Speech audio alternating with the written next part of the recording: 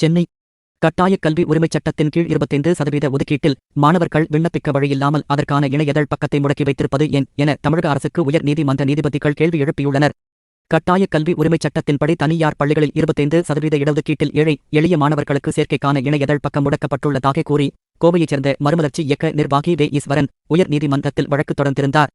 இந்த வழக்கை ஏற்கனவே விசாரித்த உயர் நீதிமன்றம் கல்வி உரிமை சட்டத்தின்படி மத்திய அரசு உரிய நிதியை தமிழக அரசுக்கு வழங்க வேண்டும் என்றும் தமிழக அரசும் நிதி கிடைப்பதை காரணம் காட்டாமல் நிதியை வழங்க வேண்டும் என்றும் உத்தரவிட்டிருந்தது.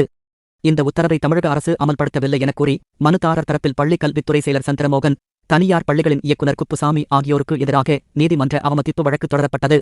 இதனை நீதிபதிகள் G.R. சுவாமிநாதன், வி. லட்சுமி நாராயணன் ஆகியோர் அடங்கிய அமர்வு விசாரித்தது. தனியார் பள்ளிகள் இயக்குநர் தாக்கல் செய்திருந்த பதில் மனுவில் மத்திய அரசு தனது பங்களிப்பு நிதியான 60% ஒதுக்காததால் கட்டாயக் கல்வி உரிமை சட்டத்துக்கான இடஒதுக்கீட்டை அமல்படுத்த இயலவில்லை என தெரிவித்திருந்தார். அரசு தரப்பு கூடுதல் தலைமை வழக்கறிஞர் ஜே. ரவீந்திரன் கட்டாயக் கல்வி உரிமைச் சட்டத்தை அமல்படுத்துவதில் மத்திய அரசுக்கும் பங்குள்ளது என்றார்.